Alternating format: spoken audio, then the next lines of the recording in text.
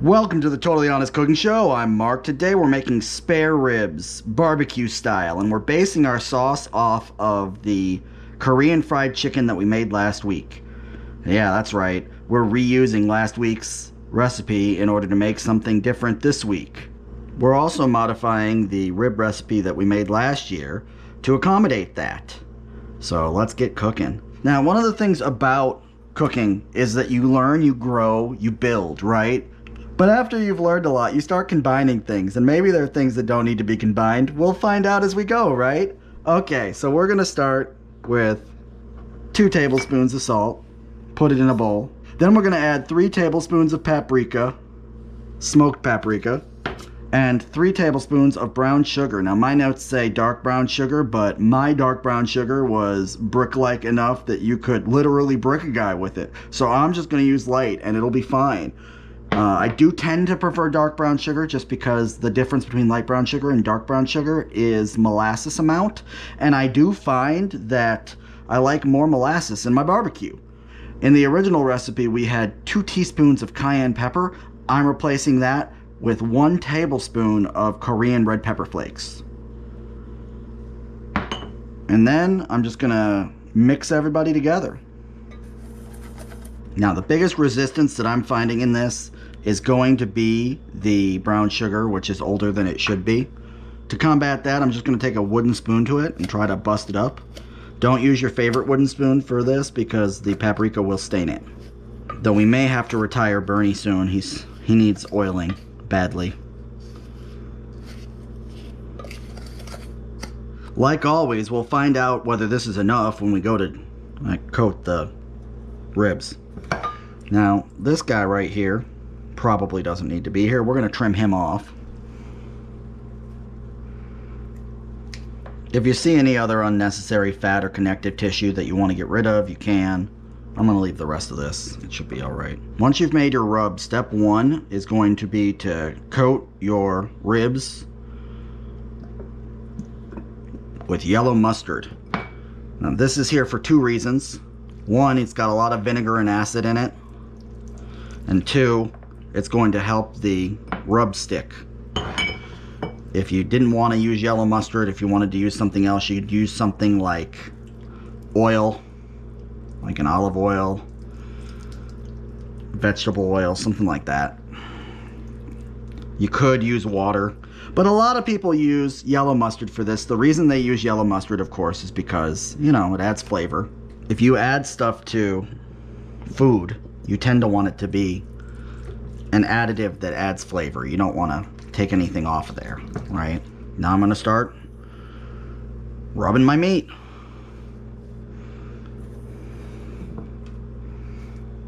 And I like to do both sides. I don't know if you're supposed to do both sides, but I like to. So let's do it that way. Don't be afraid to make a mess. You're making ribs. It's fine. I give you permission. If I'd been more thoughtful of how I approach this, I would have started with this side up, with the bottom side up, because it would have made it the next little step easier. And I'm just going to step it over, walk it onto a cookie sheet, or a rimmed baking sheet rather, that has foil on it. Don't forget to do the sides. Notice I missed this side over here. Make sure you didn't rub off too much mustard. When it became clear I didn't have enough, I added 1 tablespoon of salt, 2 tablespoons of brown sugar, half a tablespoon of the red pepper flake, and 2 tablespoons of the paprika. Gherkins adjust accordingly. Now pour it over and rub it in. And if you don't have enough time this time, you're just going to have to stretch it because I'm not making more. And now we're going to start wrapping our ribs.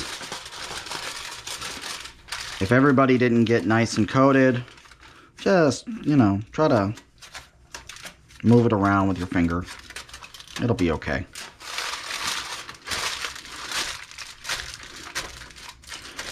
Okay.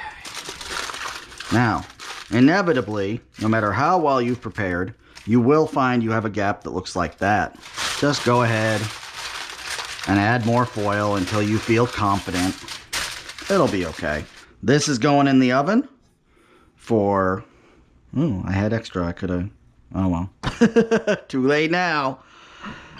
This is going in the oven for 3 hours.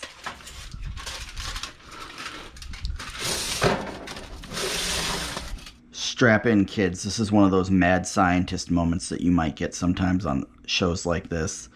I'm trying to combine two recipes that don't really go together. They're kind of similar, but I don't know what to cut and what not to cut. We're combining barbecue sauce and the sauce for the Korean fried chicken. So I'm starting with 4 tablespoons of rice vinegar. To that, I'm adding 2 tablespoons of Worcestershire sauce. Next, we're adding 6 tablespoons of ketchup, so we've got a 1/4 cup here. Then about, we'll say half of it. Then we'll say half a 1/4 cup of ketchup for the other 2 tablespoons. Then we've got 8 tablespoons of gochujang pepper paste. That's half a cup.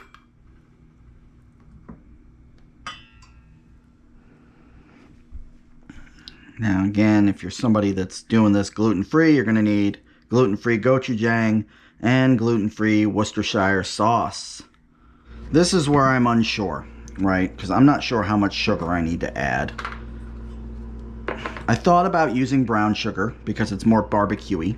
In the end, I decided to stick with the white sugar because it's what I know. And I'm using a 1/4 cup to start. And we'll see how it tastes. And at this point, now that I've whisked it up, I'm going to add some liquid smoke. 1 tablespoon. And then we're going to hope that isn't too much. And then we're going to give it a taste. Well, it's plenty sweet, but it doesn't feel like it's hot enough. Wait, no. I'm going to add 1 more heaping tablespoon of the pepper paste. Okay. Having tasted it a few times, I think the sweetness is right, and I think the heat is right, because as you eat it, it is going to be cumulative.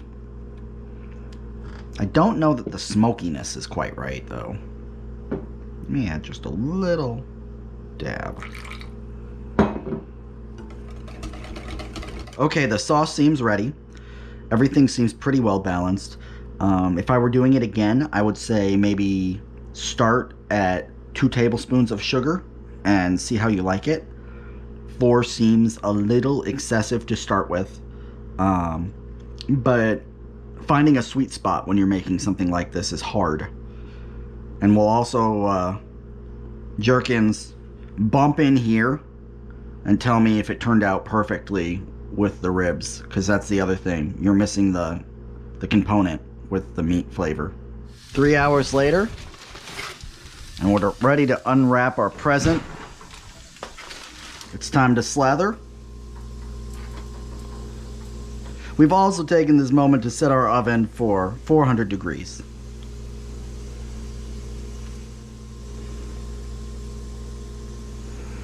And after we've finished putting our sauce on the ribs, we're just going to move some into this dipping ramekin for easy dunking. Now we're sticking this back into our 400 degree oven for 10 minutes.